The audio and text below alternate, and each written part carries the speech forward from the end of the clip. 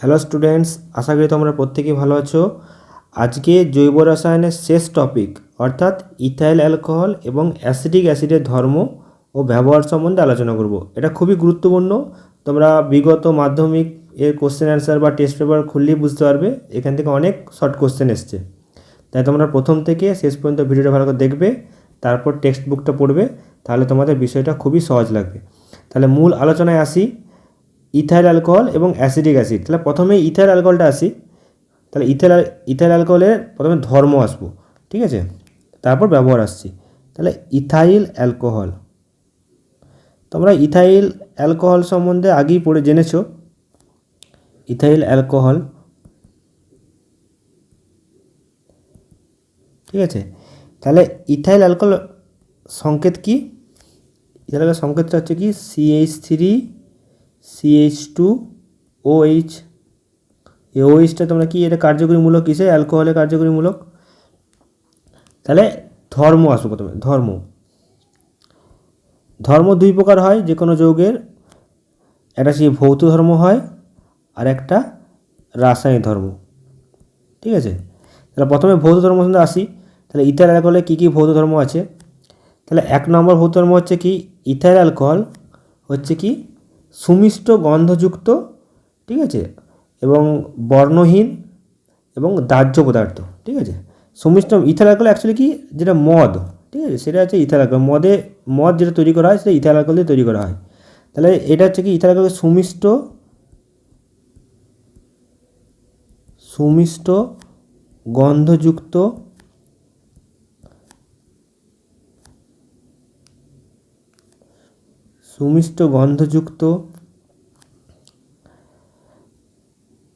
এবং বর্ণহীন, ঠিক আছে। বর্ণহীন মানে হচ্ছে ঠিক জল যেমন বর্ণহীন, কোনো জলে কোনো কালার নেই, সেরকম বর্ণহীন, ঠিক আছে।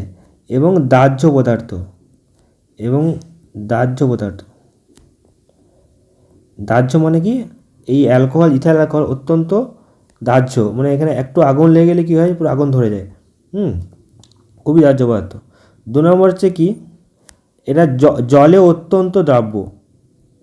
জলে যে কোনো অনুপাতে সে দ্রবীভূত হয়, তুমি যে পরিমাণে জল দাও না কেন ইথাইল অ্যালকোহলের সঙ্গে পুরো মিশে যাবে। জলে অত্যন্ত দ্রাব্য, ঠিক আছে। 3 নম্বর হচ্ছে কি, এর স্ফুটনাঙ্ক হচ্ছে 78 ডিগ্রি সেন্টিগ্রেড। স্ফুটনাঙ্ক মানে এই টেম্পারেচারে ইথাইল অ্যালকোহলটা বাষ্পায়িত হয়ে যায়, বাষ্পতে পরিণত হয়। স্ফুটনাঙ্ক। এবং ইথাইল অ্যালকোহলটা কি সাধারণ উষ্ণতায়, মানে ঘরের উষ্ণতায় তোমার কী হয়, তরল পদার্থ, তরল। 4 নম্বর হচ্ছে কি ভৌত ধর্ম কী হবে, এটাতে কি হচ্ছে, এই যে গালা, রজন বা চর্বি, এগুলো কী হয়, এই ইথাইল অ্যালকোহলে অত্যন্ত দ্রবীভূত হয়ে যায়, ঠিক আছে। তাহলে কী লিখছি দেখো, তাহলে হচ্ছে গালা তো সবাই জানো, গালা বার্নিশ করা হয়, সে গালা। তারপর হচ্ছে রজন, তারপর তোমার হচ্ছে কি চর্বি, এগুলো হচ্ছে কি এগুলির উত্তম দ্রাবক, মানে খুব ভালো দ্রবীভূত হয়ে যায় ইথাইল অ্যালকোহল, এগুলো উত্তম দ্রাবক, ঠিক আছে। এই গেল আমাদের ইথাইল অ্যালকোহলের ভৌত ধর্ম, ঠিক আছে। তাহলে যদি বলা ইথাইল অ্যালকোহলের দুটি ভৌত ধর্ম লেখো, তাহলে যেকোনো দুটো লিখে দেবে। এরপর আসবো ইথাইল অ্যালকোহলের রাসায়নিক ধর্ম, খুবই গুরুত্বপূর্ণ, এখান থেকে বেশি কোশ্চেন আসে। এবার আসবো রাসায়নিক ধর্ম।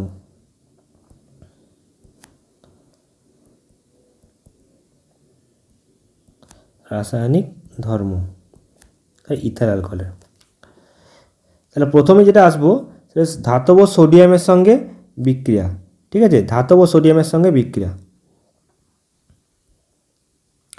ধাতব সোডিয়াম Na এর সাথে ইথাইল অ্যালকোহলের বিক্রিয়া। ধাতব সোডিয়ামের সঙ্গে ইথাইল অ্যালকোহল সাধারণ উষ্ণতায় বিক্রিয়া করে, ঠিক আছে। দিয়ে কী উৎপন্ন হয়, সোডিয়াম ইথক্সাইড উৎপন্ন হয়, আর কি উৎপন্ন হয়, হাইড্রোজেন গ্যাস উৎপন্ন হয়। এটা এবার আলোচনা করেছিলাম কোথায়, তোমার হচ্ছে ওই আইসোমেরিজম বা সমবায়বতা, ওখানে আলোচনা করেছিলাম, ঠিক আছে। তাহলে দেখো সোডিয়ামের সঙ্গে কী বিক্রিয়া কী উৎপন্ন, দেখো তা ধাতব সোডিয়ামের সঙ্গে ইথাইল অ্যালকোহল CH3CH2OH প্লাস কি উৎপন্ন হচ্ছে, ধাতব সোডিয়াম কি উৎপন্ন হবে, সোডিয়াম ইথক্সাইড ONA প্লাস কি উৎপন্ন হয়, হাইড্রোজেন উৎপন্ন হয়। দেখো ব্যালেন্স হয়নি, দুটো হাইড্রোজেন, তাহলে এখানে দুটো দিয়ে দাও, ঠিক আছে, দুটো দিয়ে দাও, তাহলে হয়ে যাবে। দেখো এখানেও এটাও কী হবে, দুটো লাগবে, যেহেতু এখানে দুটো লেগেছে, তা দুটো এনে হয়েছে, এখানেও দুটো এনে হবে, ঠিক আছে। এটা হচ্ছে গ্যাস, এটা হচ্ছে হাইড্রোজেন গ্যাস, হাইড্রোজেন গ্যাসটা বেরিয়ে যায় গ্যাস হয়ে। আর এইটার নাম হচ্ছে সোডিয়াম ইথক্সাইড। এটা হচ্ছে সোডিয়াম, ইথ মানে কি দুটো কার্বন, থাকে একটা কার্বন আছে, একটা কার্বন, দুটো ইথ, অক্সাইড হচ্ছে এটা, অক্সিজেন আছে, এটার নাম হচ্ছে কি সোডিয়াম ইথক্সাইড। তার নামটা কেন বুঝতে পারলে, ইথক্সাইড এটা উৎপন্ন হয়। তাহলে বুঝতে পারছো ধাতব এটা কি এই বিক্রিয়াটা কি হয়, সাধারণ উষ্ণতাতেই হয়, ঠিক আছে, তোমাকে এক্সট্রা কোনো টেম্পারেচার দিতে হবে না, সাধারণ উষ্ণতাতেই বিক্রিয়া করে, সাধারণ উষ্ণতাতেই বিক্রিয়াটা হয়, এই বিক্রিয়াটা হয়।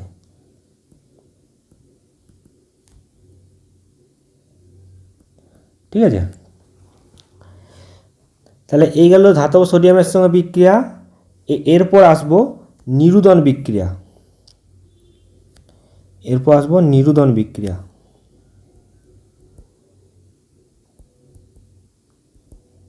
নিরুদন বিক্রিয়া। নিরুদন কথাটার অর্থ কি, জল বেরিয়ে যাওয়া, ঠিক আছে। উদক মানে কি, জল, জলের সমার্থক শব্দ কি, উদক। তাহলে সে নিরুদন মানে হচ্ছে কি, জল বেরিয়ে যাওয়া, বা ইংরেজিতে বলা হয় ডিহাইড্রেশন, ঠিক আছে, জল বেরিয়ে যাওয়া,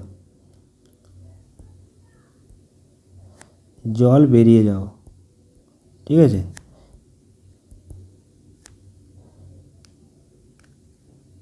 জল বেরিয়ে যাওয়া। তাহলে এই বিক্রিয়াগুলোতে কি হয়, জল বেরিয়ে যায়, ঠিক আছে, জল বেরিয়ে যায় এখান থেকে। তাহলে দেখো কার সঙ্গে কী বিক্রিয়া হবে। তাহলে প্রথম দেখো 1 নম্বর দিয়ে লিখছি, প্রথম বিক্রিয়া করব যদি অতিরিক্ত গাঢ় সালফিউরিক অ্যাসিডের সঙ্গে বিক্রিয়া করব, ঠিক আছে। অতিরিক্ত গাঢ় সালফিউরিক অ্যাসিডের সঙ্গে তোমার যদি এই ইথাইল অ্যালকোহলের বিক্রিয়া ঘটানো হয়, তাহলে কী হবে, জল বেরিয়ে যাবে, আর কি উৎপন্ন হয়, ইথিলিন বা ইথিন উৎপন্ন হয়, ঠিক আছে। অতিরিক্ত গাঢ়, ঠিক আছে, এটা মনে রাখবে, গাঢ়, ঠিক আছে, লঘু নয়, গাঢ় সালফিউরিক অ্যাসিড, গাঢ় মানে H2S উপরে কোনো জল থাকবে না। তো অতিরিক্ত গাঢ় H2S এর সঙ্গে কার বিক্রিয়া, ইথাইল অ্যালকোহল CH2OH এর বিক্রিয়া। তাহলে কি উৎপন্ন হবে, এখান থেকে কি উৎপন্ন হবে, এখান থেকে উৎপন্ন হবে কি, তাহলে এখান থেকে দেখো, তাহলে এখানে নিচে রিয়াকশানটা লিখছি, তাহলে এখানে লিখছি রিয়াকশানটা, তাহলে এখানে CH2OH, তাহলে এখানে দেখো গাঢ়, এইভাবে লিখতে হয়। তাহলে প্রথমে একটু কথা লিখে দেবে যে অতিরিক্ত গাঢ় H2SOর সঙ্গে এই ইথাইল অ্যালকোহলের বিক্রিয়ায় কী উৎপন্ন হয়, ইথিলিন উৎপন্ন হয়, মানে C2H4 উৎপন্ন হয়, প্লাস কি উৎপন্ন হয়, জল উৎপন্ন হয়, জল বেরিয়ে যাবে বলেছি, জল বেরিয়ে যাবে। তাহলে এখানে দেখো কী আছে, এই দেখো এই যে OH-টা আছে, OH, আর এখান থেকে একটা হাইড্রোজেন আসবে, হাইড্রোজেন, তাহলে কী যুক্ত হবে, তাহলে কী হলো, H2O উৎপন্ন হলো, আর কি পড়ে এলো, CH2 আর CH2 পড়ে এলো, ঠিক আছে, CH2 পড়ে এলো, C2H4, এটা মানে হচ্ছে কি ইথিলিন, ঠিক আছে, CH2 এটা মানে হচ্ছে ইথিলিন, ঠিক আছে, বা ইথিন বলা হয়, ইথিন বা ইথিলিন। তাহলে বুঝতে পারলে, তাহলে অতিরিক্ত গাঢ় H2SO4-এর সঙ্গে ইথাইল অ্যালকোহলের বিক্রিয়ায় কি উৎপন্ন হচ্ছে, ইথিন উৎপন্ন হচ্ছে, আর এখনও জল বেরিয়ে যাচ্ছে, ঠিক আছে, এখানে ব্যালেন্স করা কিছু নেই, ব্যালেন্স হয়ে আছে। এরপর দেখো এখানে কি বলেছি, অতিরিক্ত গাঢ় H2SO4। এখন যদি আমরা ইথাইল অ্যালকোহলটা অতিরিক্ত নিই, তাহলে তখন কী হবে, এখন যদি অতিরিক্ত ইথাইল অ্যালকোহল নিই, তাহলে তখন কী হবে, আগের নিয়েছিলাম অতিরিক্ত কী নিয়েছিলাম, H2SO, গাঢ় H2SO নিয়েছিলাম, এবার অতিরিক্ত ইথাইল অ্যালকোহল নিচ্ছি, অতিরিক্ত ইথাইল অ্যালকোহল CH2OH। ঠিক আছে, অতিরিক্ত এটার সঙ্গে নিচ্ছি, প্লাস কি নিচ্ছি, গাঢ় স্ট্রেসোভোর, গাঢ় স্ট্রেসোভোরটা অল্প পরিমাণে নিচ্ছি। তা সেক্ষেত্রে কি উৎপন্ন হয় কি, সেক্ষেত্রে তোমার উৎপন্ন হবে কি, সেক্ষেত্রে তোমার উৎপন্ন হবে কি, ইথার উৎপন্ন হবে, ইথার। ঠিক আছে, ডাইইথাইল ইথার উৎপন্ন হয়, CH2 আর জল উৎপন্ন হয়। ঠিক আছে, প্লাস জল উৎপন্ন হয়।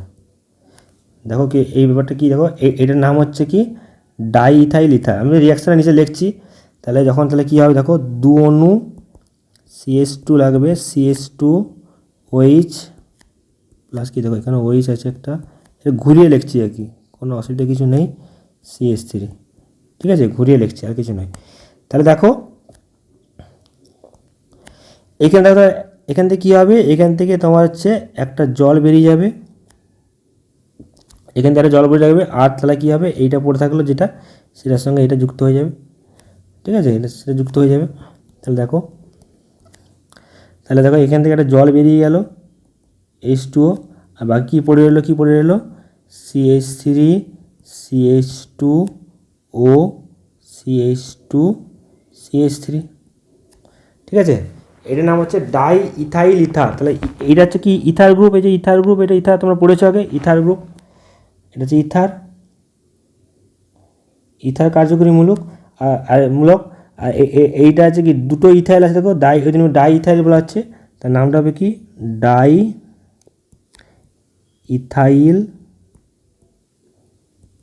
Diethyl ether. ঠিক আছে, এটা উৎপন্ন হয়। তাহলে বুঝতে পারলে, যদি অতিরিক্ত গাঢ় স্ট্রেসোভার নেওয়া হয় তাহলে সেক্ষেত্রে কি উৎপন্ন, জল উৎপন্ন হয়, জল বেরিয়ে যায়, আর কিন্তু ইথিন উৎপন্ন হয়। আর যদি ইথার অ্যালকোহলটা অতিরিক্ত নেওয়া হয় তাহলে সেক্ষেত্রে কি উৎপন্ন হয়, ডাইইথাইল ইথার উৎপন্ন হয়। ঠিক আছে, আরও কয়েকটা নিরোধন বিক্রিয়ার উদাহরণ দেখব। এবার হচ্ছে ফসফরিক অ্যাসিডের সঙ্গে দেখব, ফসফরিক অ্যাসিড। ঠিক আছে, তাহলে ইথার অ্যালকোহলের সঙ্গে ফসফরিক অ্যাসিড, আর এই যে রিয়াকশানে যেটা বললাম এখানে, এই যে রিয়াকশানে যেটা বললাম, এই রিয়াকশানটা তোমার টেম্পারেচার রাখতে হয় প্রায় কত, এইটা তোমার উষ্ণতা রাখতে হয় কত, উষ্ণতা রাখতে হয় 170 ডিগ্রি সেন্টিগ্রেড তাপমাত্রায়। ঠিক আছে, আর এই যে রিয়াকশানটা করলাম, এই রিয়াকশানটা করতে হয় এতে 140 ডিগ্রি সেন্টিগ্রেড তাপমাত্রায়। ঠিক আছে, 140 ডিগ্রি সেন্টিগ্রেড তাপমাত্রায় যে ইথার উৎপন্ন হচ্ছে। এরপর আসবো কি ফসফরিক অ্যাসিডের সঙ্গে। ঠিক আছে, ফসফরিক অ্যাসিড,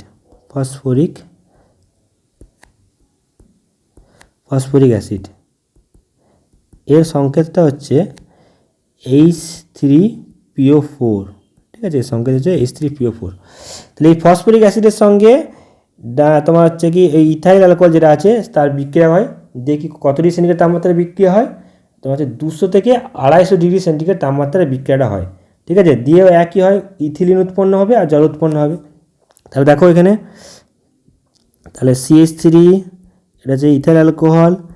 ঠিক আছে, দেখো এখানে লিখছি, এখানে কি উৎপন্ন হচ্ছে, H3PO4 লাগছে, আর উষ্ণতা কত লাগছে, 200 থেকে 250 ডিগ্রি সেন্টিগ্রেড। ঠিক আছে, এত উষ্ণতা লাগছে। তাহলে কি উৎপন্ন হবে, জল বেরোচ্ছে, যেহেতু এটা নিরুতন বিক্রিয়া, জল বেরোবে, আর পড়ে রইল কি C2H4 মানে হচ্ছে কি ইথিন বা ইথিলিন। ঠিক আছে, ইথিন, এটা যদি ভেঙে দেখানো হয় কী হবে, C11C H2 আর কি, তোমরা অনেকবার জানো, এটা অনেকবার আলোচনা করা হয়েছে, ইথিন বা ইথিলিন।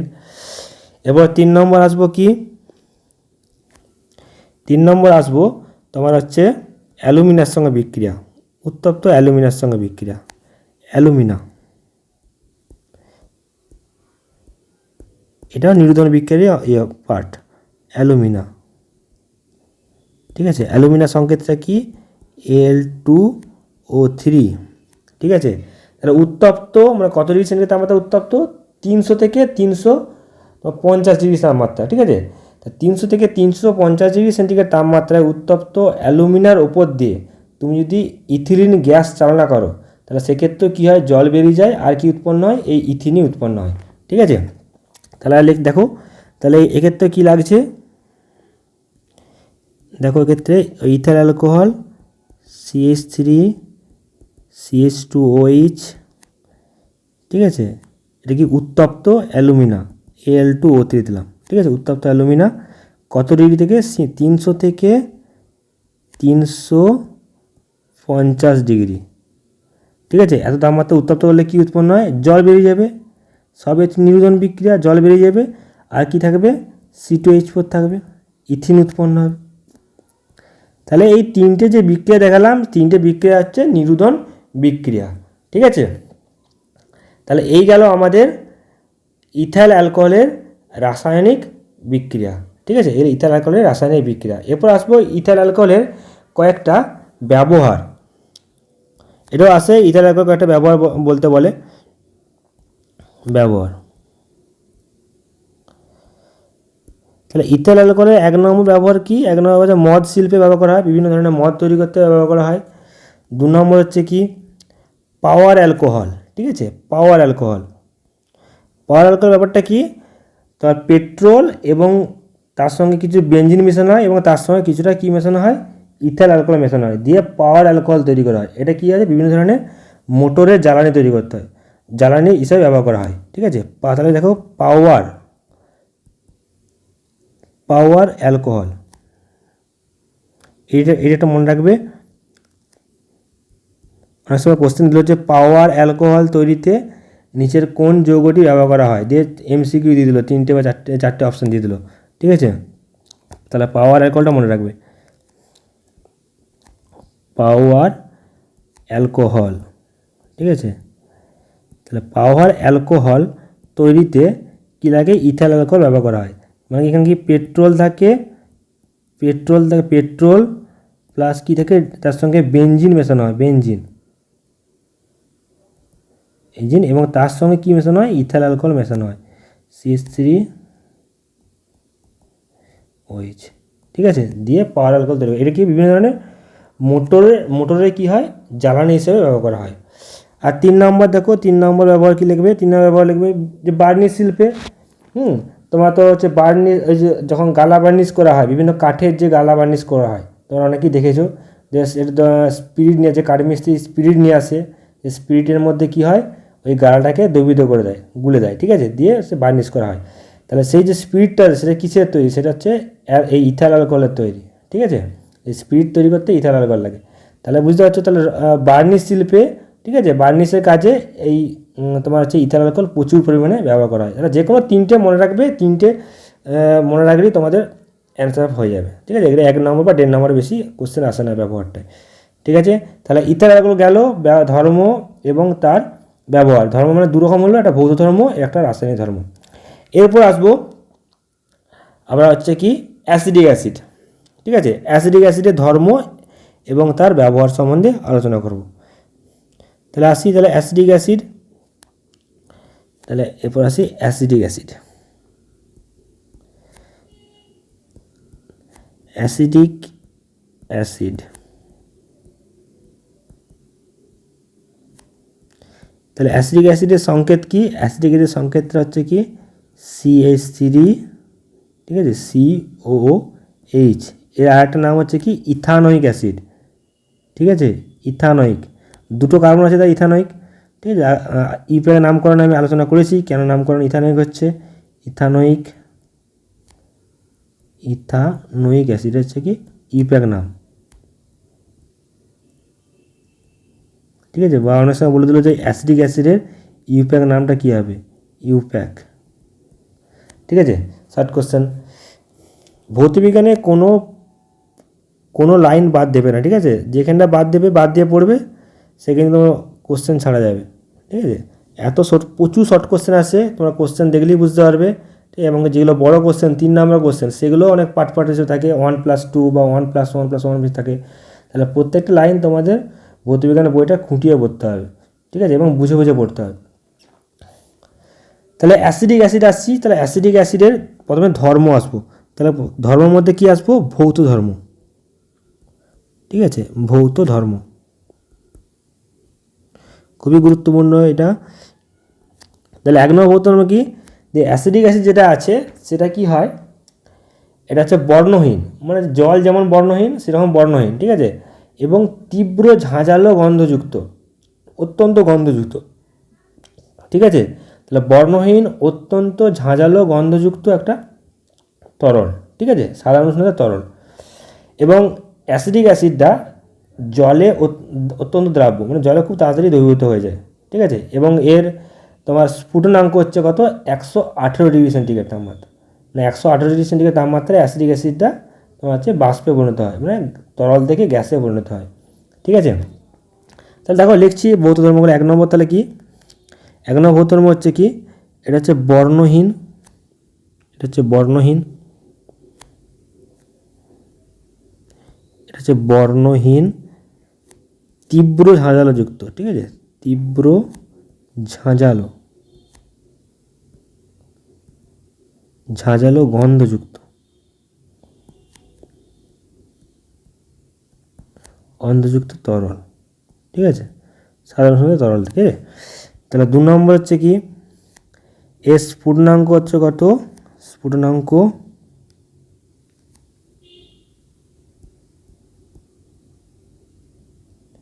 স্ফুটনাঙ্ক হচ্ছে কত, 118 ডিগ্রি সেন্টিগ্রেড তাপমাত্রা, ঠিক আছে। এবং এটা জলে দ্রাব্য, ঠিক আছে, খুবই দ্রাব্য, দ্রাব্য পদার্থ।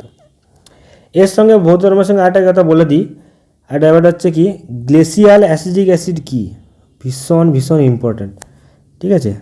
গ্লেসিয়াল গ্লেসিয়াল অ্যাসিডিক অ্যাসিড ব্যাপারটা কি, তাহলে গ্লেসিয়াল যে অ্যাসিডিক অ্যাসিড আছে, তাহলে এমনি অ্যাসিডিক অ্যাসিড আর গ্লেসিয়াল অ্যাসিডের পার্থক্যটা কী। তাহলে অ্যাসিডিক অ্যাসিডটা যেটা বললাম যে জলে অত্যন্ত দ্রাব্য, মানে খুবই জলে দ্রবীভূত হয়ে যায়, ঠিক আছে, বা অ্যাসিডিক অ্যাসিডের মধ্যে জল দিলেও মানে খুব তাড়াতাড়ি ওর মধ্যে দ্রবীভূত হয়ে যায়। তাহলে গ্লেসিয়াল কথার অর্থ হচ্ছে কি, এটা হচ্ছে কি হিম, ঠিক আছে। তোমরা তো ভূগোলে পড়েছো, গ্লেসিয়ার পড়েছো, গ্লেসিয়ার মানে যে হিমবাহ, ঠিক আছে, সেখান থেকে এসছে গ্লেসিয়াল, মানে হিম। মানে অ্যাকচুয়ালি কী হয়, যেটা অত্যন্ত বিশুদ্ধ অ্যাসিডিক অ্যাসিড যেটা আছে, মানে বিশুদ্ধ কেন বলছি, তার মধ্যে কোনো জল থাকা চলবে না, বা জল থাকলেও মানে 1%-এর চেয়েও কম থাকতে হবে, ঠিক আছে, অত্যন্ত বিশুদ্ধ বলা হচ্ছে, বা 1%-এরও কম পরিমাণ জল থাকলে সেই অ্যাসিডিক অ্যাসিডটা নেওয়া হচ্ছে। তা সেই অ্যাসিডিক অ্যাসিডটা তোমার হচ্ছে কি 16 ডিগ্রি সেন্টিগ্রেড তাপমাত্রায়, তা কী হয়ে যায়, 16 ডিগ্রি সেন্টিগ্রেড তাপমাত্রায় সেটা কী হয়ে যায়, বরফের মতো কঠিন হয়ে যায়, ঠিক আছে। 16 ডিগ্রি সেন্টিগ্রেড তাপমাত্রায় কী হয়ে যায়, বরফের মতো কঠিন হয়ে যায়, দেখে মনে হয় যেন বরফটা আছে। তাহলে সেই জন্য সেই অ্যাসিডিক অ্যাসিডকে বলা হচ্ছে কি অ্যাসিডিক অ্যাসিড, তোমার গ্লেসিয়াল অ্যাসিডিক অ্যাসিড। আরেকবার বলছি, অত্যন্ত বিশুদ্ধ অ্যাসিডিক অ্যাসিড কী হয়, 16 ডিগ্রি সেন্টিগ্রেড তাপমাত্রায় বরফের ন্যায় কী হয়, কঠিন কেলাসাকার হয়ে যায়। তাহলে এই ধরনের তখন অ্যাসিডিক অ্যাসিডটাকে বলা হচ্ছে কি গ্লেসিয়াল অ্যাসিডিক অ্যাসিড। তাহলে অ্যাকচুয়ালি কী হলো, অনার্দ্র অ্যাসিডিক অ্যাসিডকে বলা হচ্ছে কি গ্লেসিয়াল অ্যাসিডিক অ্যাসিড, ঠিক আছে। তাহলে দেখো গ্লেসিয়াল অ্যাসিড, তাহলে সংজ্ঞাটা লিখে দিচ্ছি দেখো। তাহলে অত্যন্ত বিশুদ্ধ বা বিশুদ্ধ অ্যাসিডিক অ্যাসিড লিখেছি, তাহলে বিশুদ্ধ অ্যাসিডিক অ্যাসিড, ঠিক আছে, বিশুদ্ধ অ্যাসিডিক অ্যাসিড তোমার হচ্ছে কি 16 ডিগ্রি সেন্টিগ্রেড তাপমাত্রায়, ঠিক আছে, 16 ডিগ্রি সেন্টিগ্রেড তাপমাত্রায় কী হয়,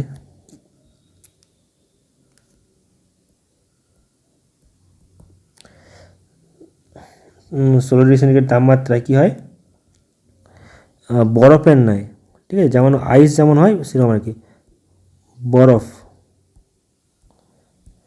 বরফের ন্যায়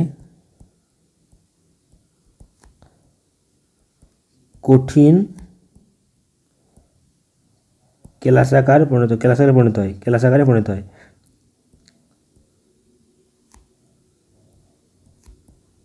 হয়,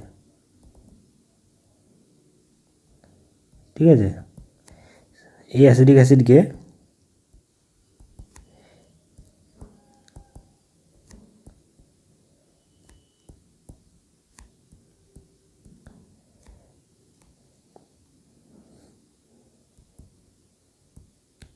কী বলা হয়, গ্লেসিয়াল অ্যাসিডিক অ্যাসিড,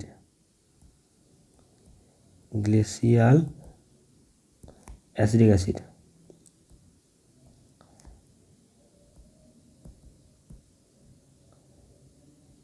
ঠিক আছে। তাহলে অ্যাকচুয়ালি যে অ্যাসিডিক অ্যাসিড হলো যে বিশুদ্ধ যে অ্যাসিডিক অ্যাসিড সেটাকে বলা হচ্ছে কি গ্লেসিয়াল অ্যাসিডিক অ্যাসিড, ঠিক আছে। মানে অ্যাকচুয়ালি কী হলো তোমার হচ্ছে কি অনার্দ্র বা অ্যানাইড্রাস অ্যাসিডিক অ্যাসিড বা 1% কম যদি জল থাকে তাহলে সেই অ্যাসিডিক অ্যাসিডকেই বলা হবে গ্লেসিয়াল অ্যাসিডিক অ্যাসিড, ঠিক আছে। তাহলে এখানে লিখে দেখো, লিখেও দিচ্ছি এখানটায়। তাহলে অ্যাকচুয়ালি যেটা হলো গ্লেসিয়াল অ্যাসিডিক মানে হচ্ছে কি এই জায়গায় লিখে দিচ্ছি। বা অনেক সময় বলা হয় এটা কি অনেক বই দেখা যাবে যে অনার্দ্র অ্যাসিডিক অ্যাসিড, ঠিক আছে, বা জলের পরিমাণটা কি 1%-এর কম, বা যে অ্যাসিডিক অ্যাসিডে খুবই অল্প পরিমাণে জল থাকে, ঠিক আছে, বা 1%-এর চেয়েও কম। বা অনেক সময় কী বলা থাকে দেখো কীভাবে লিখছি দেখো, বা যে অ্যাসিডিক অ্যাসিডে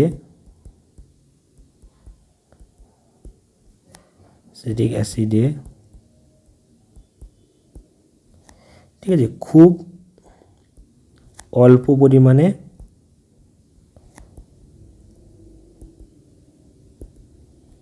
ঠিক আছে খুবই অল্প পরিমাণে কী থাকে জল থাকে, মানে লেস দ্যান 1% তাকে কী বলা হয়, তাকে বলা হচ্ছে গ্লেসিয়াল অ্যাসিডিক অ্যাসিড, ঠিক আছে, বা অ্যানাইড্রাস অ্যাসিডিক অ্যাসিড। অ্যানাইড্রাস মানে কি জলহীন, অনার্দ্র, গ্লেসিয়াল অ্যাসিডিক অ্যাসিড, ঠিক আছে, যেটা খুশি তোমরা সংজ্ঞা লিখবে।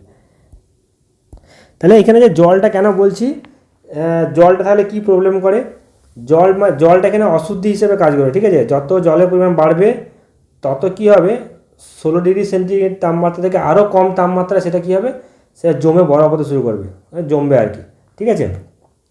মানে ধরো এখানে যদি তোমার অ্যাসিডিক অ্যাসিডে যদি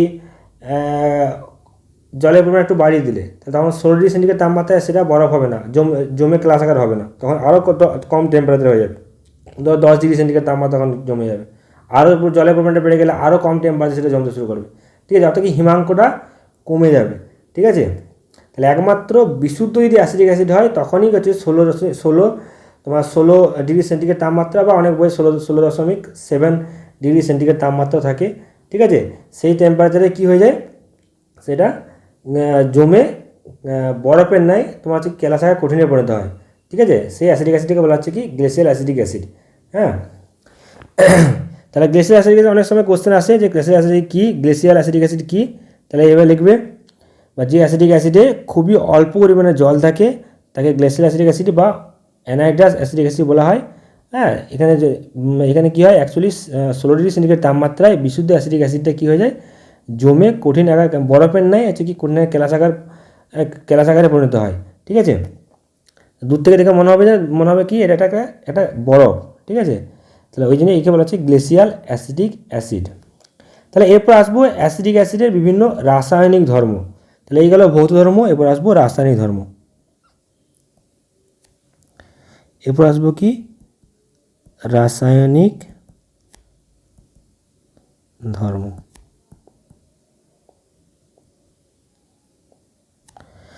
তো রাসায়নিক ধর্মে তোমাদের কি কি আছে, প্রথমেই যেটা আছে সেটা হচ্ছে কি এটা ক্ষারের সঙ্গে বিক্রিয়া। এর আগেই বলে দিই যে যেটা অ্যাসিডিক অ্যাসিড আছে সেটা হচ্ছে কি অ্যাকচুয়ালি এটা হচ্ছে অ্যাসিড, বুঝতেই পারছি যে এটা একটা অ্যাসিড, ঠিক আছে। যে কোনো অ্যাসিড ক্ষারের সঙ্গে বিক্রিয়ায় কী হয়, লবণ এবং জল উৎপন্ন করে, ঠিক আছে।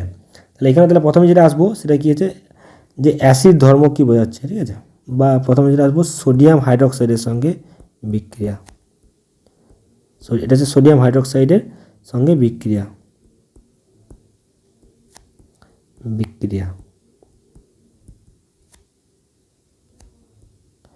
তা দেখো, তাহলে সোডিয়াম হাইড্রোক্সাইড একটা ক্ষার, এটা হচ্ছে কি একটা তীব্র ক্ষার। তাহলে ক্ষারের সঙ্গে আবার এটা হচ্ছে অ্যাসিড। তা যে কোনো ক্ষার, ঠিক আছে, যে কোনো ক্ষার প্লাস অ্যাসিড বিক্রিয়া করবেই, বিক্রিয়া করে কি উৎপন্ন হবে, লবণ তৈরি করবে, আর কি উৎপন্ন হবে, জল উৎপন্ন করবে, ঠিক আছে। এই জলটা কমন এবং এই অ্যাসিড ও ক্ষারের উপর নির্ভর করে লবণটা কী হবে সেটা নির্ভর করছে। তাহলে দেখো এখানে তাহলে এখানে অ্যাসিড তাহলে কী আছে, প্রথমেই তাহলে অ্যাসিড কী আছে, তাহলে CH3COOH প্লাস ক্ষার কী আছে, ক্ষার আছে তোমার হচ্ছে কি NaOH, ঠিক আছে, NaOH। তাহলে প্রথমে তাহলে কি উৎপন্ন হচ্ছে, জল উৎপন্ন হচ্ছে, জল তো উৎপন্ন হবেই। আর লবণটা কি উৎপন্ন হবে, সোডিয়াম অ্যাসিটেট। ঠিক আছে, তাহলে এখানে দেখো অ্যাকচুয়ালি কী হচ্ছে, সোডিয়াম, ঠিক আছে দেখাচ্ছি একটু পরে। তাহলে CH3COONA। ঠিক আছে, এই দেখো এই যে ওইসটা আছে, এই ওইসটা কী হচ্ছে, এই হাইড্রোজেনের সঙ্গে যুক্ত হয়ে যাচ্ছে। ঠিক আছে, আর যেটা পড়ে রইলো সেটা এই সোডিয়ামের সঙ্গে যুক্ত হচ্ছে। বুঝা গেল? তাহলে এইটার নাম হচ্ছে সোডিয়াম অ্যাসিডেট, এটা হচ্ছে লবণ, এটা হচ্ছে লবণ। ঠিক আছে, সল্ট, এর নামটা হচ্ছে কি সোডিয়াম। এই যে সোডিয়াম আছে, সোডিয়াম অ্যাসিডেট, অ্যাসিডের সঙ্গে এটা হচ্ছে অ্যাসিডেট, CH3CO, এটা অ্যাসিডেট বলা হয়, সোডিয়াম অ্যাসিটেট। ঠিক আছে, সোডিয়াম অ্যাসিডেট বলা হয়। তাহলে তাহলে তোমার হচ্ছে যে অ্যাসিডিক অ্যাসিড হলো, সেটা অ্যাসিড না ক্ষার, সেটা কী করে বুঝবো? যখনই ক্ষারের সঙ্গে বিক্রিয়া করে দেবে, কী উৎপন্ন হবে, লবণ এবং জল তৈরি হয়ে যাবে। বুঝা গেল? তাহলে এইটা একটা অ্যাসিড ধর্ম বোঝাচ্ছে। এরপর আসবো কি সোডিয়াম বাইকার্বনেটের সঙ্গে বিক্রিয়া, সোডিয়াম বাইকার্বনেট। এরপর আসবো কি সোডিয়াম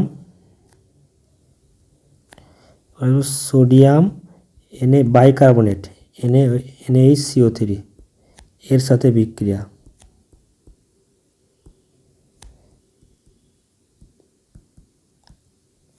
ঠিক আছে, এটার নাম হচ্ছে কি সোডিয়াম বাইকার্বনেট। এটা হচ্ছে সোডিয়ামটা শর্ট লিখে দিচ্ছি, সোডিয়াম বাইকার্বনেট।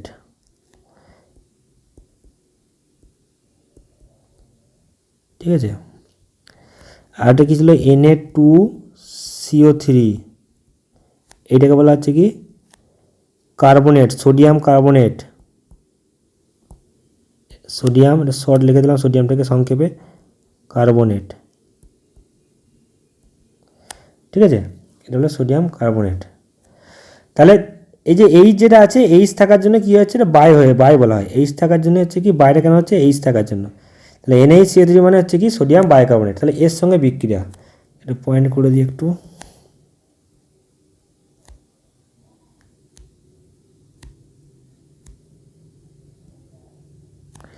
তাহলে দেখো, তাহলে এইটা একটা কি একটা সোডিয়াম বাইকার্বনেটের সঙ্গে বিক্রিয়া কী উৎপন্ন, দেখো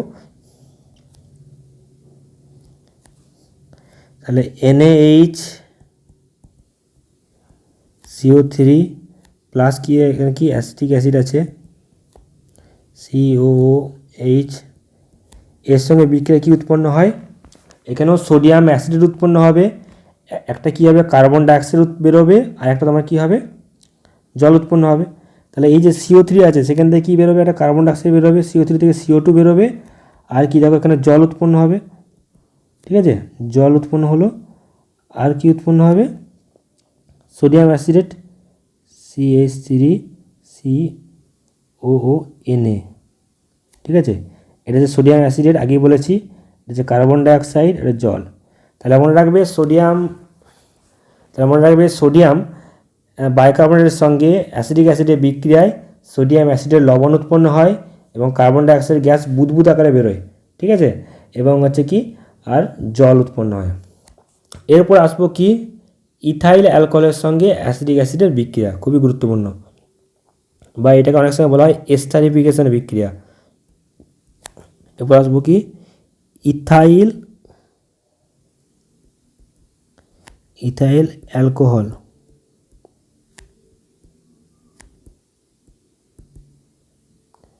ইথাইল অ্যালকোহলের সাথে বিক্রিয়া। ঠিক আছে,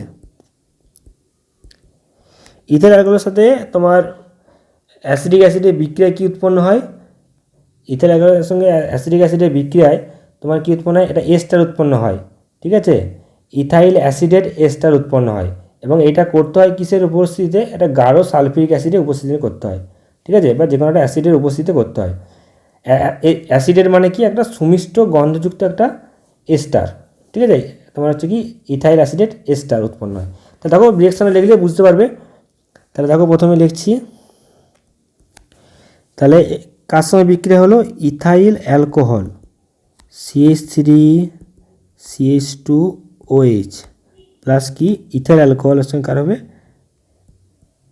অ্যাসিডিক অ্যাসিড COOH।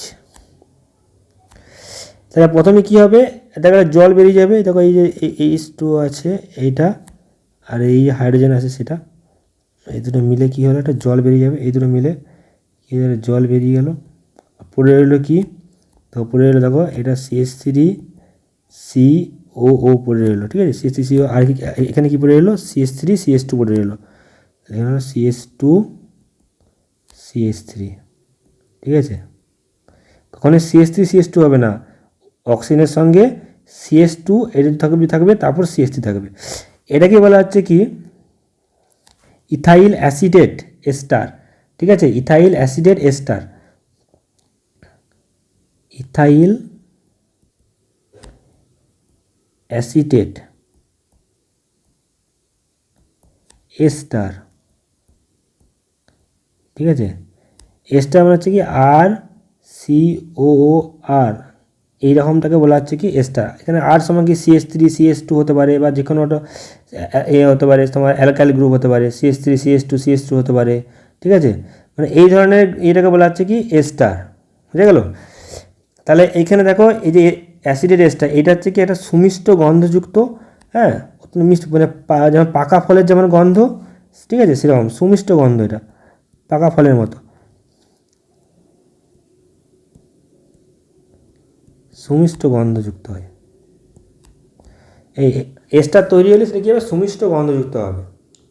তাহলে এই যে লাস্টের যে দুটো রিয়াকশান বললাম, তাহলে এই এই এই যে রিয়াকশান যেটা বললাম, এই রিয়াকশানটাকে বলা হচ্ছে কি, এই লাস্টের রিয়াকশানটা এটাকে বলা হচ্ছে কি এস্টারিফিকেশন বিক্রিয়া, ঠিক আছে, খুবই গুরুত্বপূর্ণ, ঠিক আছে, এস্টারিফিকেশন বিক্রিয়া, এস্টারিফিকেশন মানে এস্টার তৈরি হচ্ছে, এস্টারিফিকেশন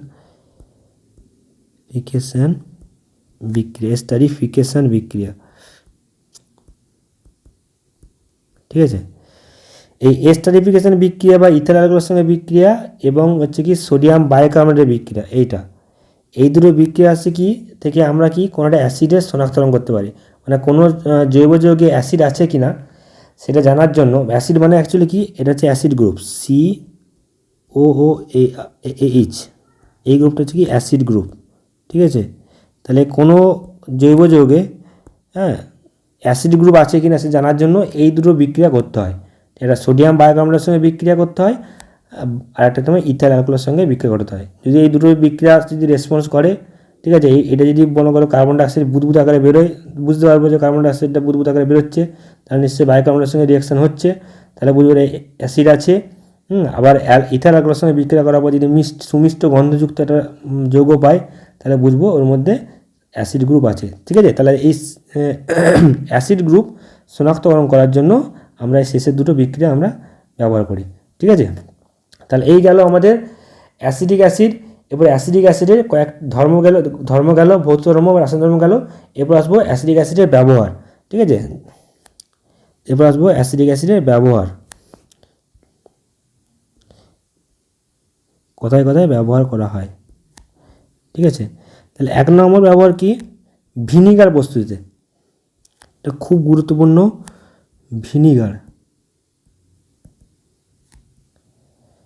ভিনিগার প্রস্তুতিতে অ্যাসিডিক অ্যাসিড ব্যবহার করা হয়। ভিনিগারটা কি 4 থেকে 8% অ্যাসিডিক অ্যাসিডের জলীয় দ্রবণ, ঠিক আছে, 4 থেকে 8%। অনেকবার শর্ট কোশ্চেন এসছে, অ্যাসিডিক অ্যাসিডের জলীয় দ্রবণ, ঠিক আছে।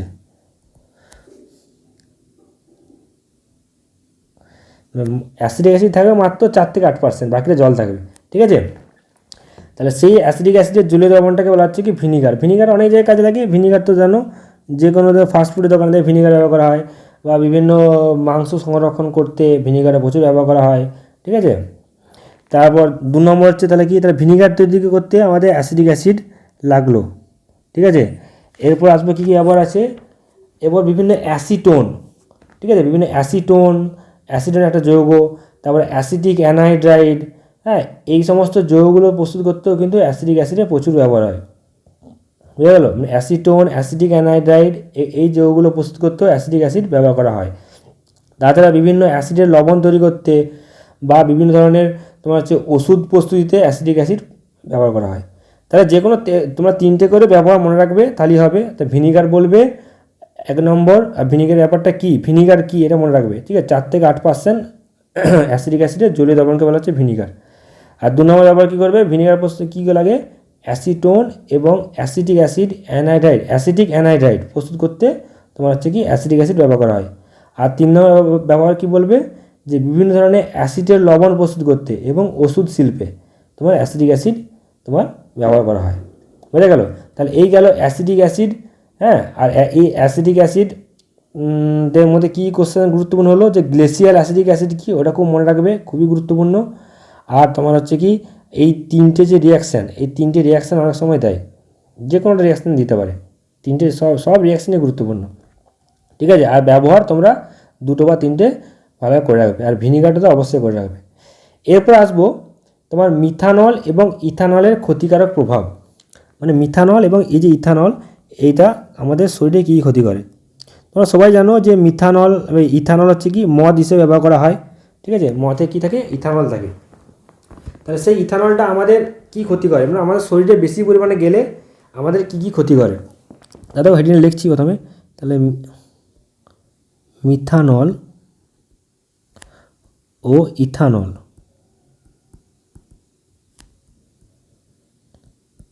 ইথানলের ক্ষতিকারক প্রভাব, ঠিক আছে। মিথানল ও ইথানলের ক্ষতিকারক প্রভাব। তাহলে দেখো যে ইথানলটা প্রথমে বলছি, তাহলে ইথানল আমাদের শরীরে বেশি পরিমাণে গেলে কী হবে, আমাদের ইথানলটা কী করে, আমাদের স্নায়ুতে ডাইরেক্ট অ্যাটাক করে, ঠিক আছে। আমাদের স্নায়ুতন্ত্র আছে, সেখানে অ্যাটাক করে।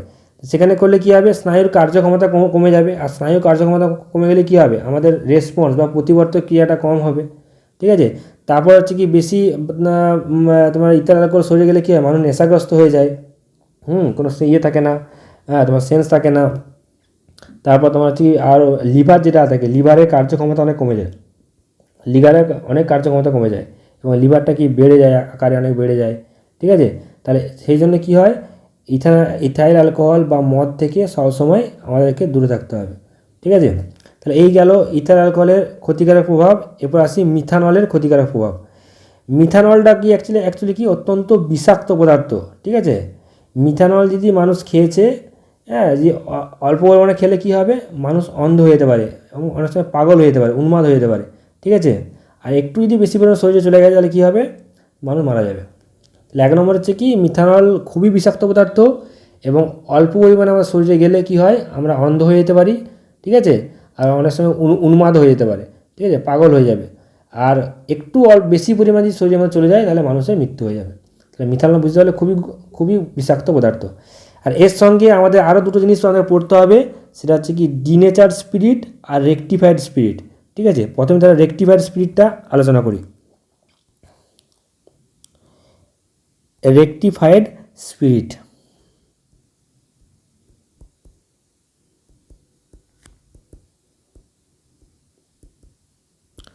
রেকটিফাইড স্পিরিট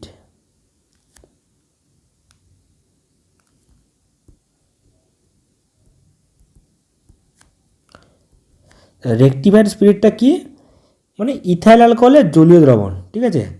ইথাইল অ্যালকোহলের জলীয় দ্রবণ কত পার্সেন্ট ইথাইল অ্যালকোহলের জলীয় দ্রবণ থাকবে, 95.6% ইথাইল অ্যালকোহলের জলীয় দ্রবণকে বলা হচ্ছে কি রেকটিফাইড স্পিরিট। মানে 95.6% কী থাকবে, ইথানল থাকবে বা ইথাইল অ্যালকোহল থাকবে, ইথাইল অ্যালকোহলকে ইথানল বলা হয়। প্লাস কী থাকবে 4%, বাকি কত পড়ে হলো 100 থেকে বিয়োগ করে দাও, 4.4% কী থাকবে, জল থাকবে, ঠিক আছে। এটাকেই বলা হচ্ছে কি রেকটিফাইড স্পিরিট, ঠিক আছে। তাহলে তোমার হচ্ছে কি 95.6% ইথানল এবং 4.4% জলের মিশ্রণ কি বলা হচ্ছে কি রেকটিফাইড স্পিরিট। তাহলে বোঝা গেল। আর এর সঙ্গে আর এইটা গেলো খুবই গুরুত্বপূর্ণ। আর এই 2 নম্বর কি ডিনেচার স্পিরিট, ঠিক আছে। ডিনেচার স্পিরিট, এটা অনেকবার কোশ্চেন এসছে, প্রচুরবার কোশ্চেন এসছে। ডিনেচার স্পিরিট কী, ঠিক আছে। নাম হচ্ছে denature spirit, rectified spirit, denature spirit, vinegar, glacial acetic acid, এগুলো অনেকবার শর্ট কোশ্চেন এসছে।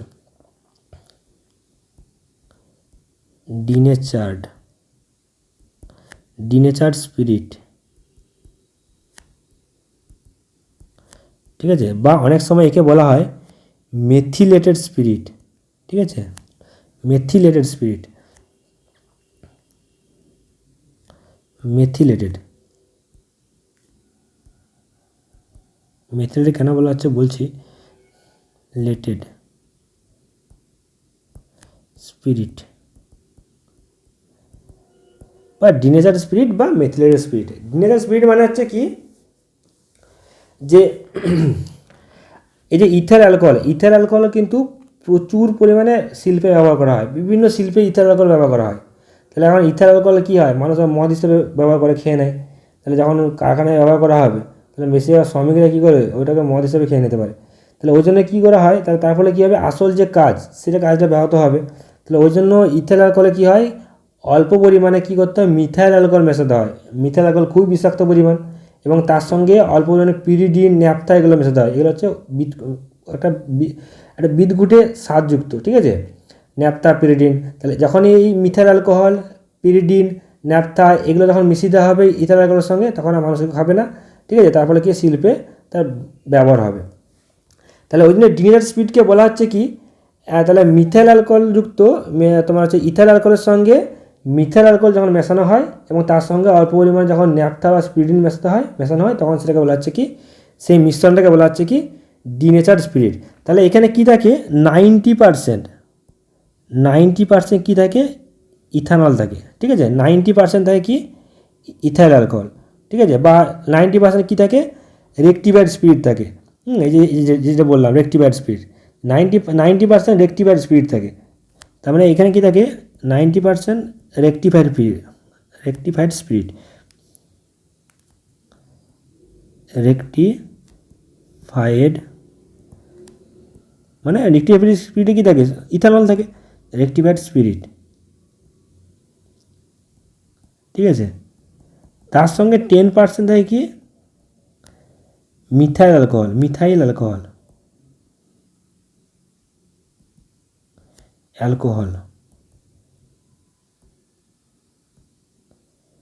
এবং এর সঙ্গে অল্প পরিমাণে কী থাকে, ন্যাপথা, এগুলো দিয়ে দেওয়া হয়, ন্যাপথা,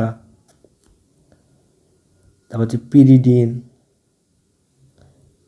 ঠিক আছে, এগুলো দেওয়ার পরে স্বাদটাও একটা বিদঘুটে টাইপের হয়ে যায়, ঠিক আছে, স্পিরিডিন এগুলো মেশে থাকে। তাহলে বুঝতে পারলে ডিনেচার স্পিরিট মানে হচ্ছে কি, এই রেক্টিফাইড যে স্পিরিট আছে সেটাকে পানের অনুপযোগী করার জন্য, ঠিক আছে, সেটার জন্য কী হচ্ছে, ওর সঙ্গে কিছু পরিমাণে মিথাইল অ্যালকোহল, অত্যন্ত বিষাক্ত পদার্থ, এবং অল্প পরিমাণে কী হয়, ন্যাপথা, পিরিডিন এগুলো মেশাতে হয়, ঠিক আছে। তাহলে সেই মিশ্রণটাকে বলা হচ্ছে কি ডিনেচার স্পিরিট, এগুলোর মিশ্রণ, ঠিক আছে, এগুলোর হচ্ছে মিশ্রণ। এটা হচ্ছে তোমার ডিনেচার স্পিরিট, মানে অ্যাকচুয়ালি কি মিথাইল অ্যালকোহলযুক্ত, হ্যাঁ, তোমার হচ্ছে কি তোমার ইথাইল অ্যালকোহলকে বলা হচ্ছে কি তোমার হচ্ছে denature spirit. But 90% ethyl alcohol থাকে, 10% মিথাইল অ্যালকোহল থাকে, হ্যাঁ, আর বাকিতে কী থাকে, অল্প পরিমাণে হচ্ছে ন্যাপথা এবং পিরিডিন মেশাতে হয়। বুঝা গেল? তাহলে এই গেল আমাদের জৈব রসায়নটা আজকে তাহলে শেষ হলো। তাহলে এর পরের দিন আমি তোমার রায় মার্টিনের কোশ্চেন অ্যান্সার আলোচনা করবো জৈব রসায়ন থেকে। Thank you.